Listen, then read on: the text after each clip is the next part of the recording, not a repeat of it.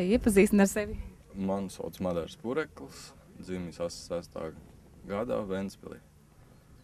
Ko tu te dari aizpūtas pusē? Es trenējos, mēģinu sev atsvaidzināt visu tehniku, visu pareizību un tā tālāk. Cik gadus nodarbojas ar motosportu? 8 gados. 8 gadus, tad tas nozīmē, ka es piedalījos sacensībās, kādi bija labākie panākumi. Ir vairāk kārtējis Latvijas čempionāts, Baltijas un 6 dienu braucis Eiropā piedalījies.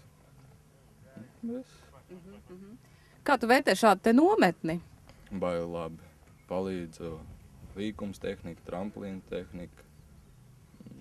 Baigi labi palīdz fizisko un ātrumu atrast. Teiksim, labi, treneris esot ļoti bargs un prasīgs. Vai tas nav tā kā mazliet pa traku? Nē, jo bargāks, jo labāk. Jo vismaz cenšas izpildīt. Ja viņš būs miermīlīgs, tev viss metīs pāri un neko nedarīs.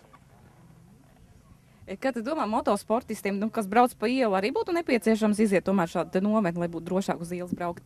Ja viņi grib braukt motokrosā, tad jau droši vien būtu vajadzīgs nometnes. Bet ja nē, pa ielu, es domāju, ka vai tik brauc pa ielu.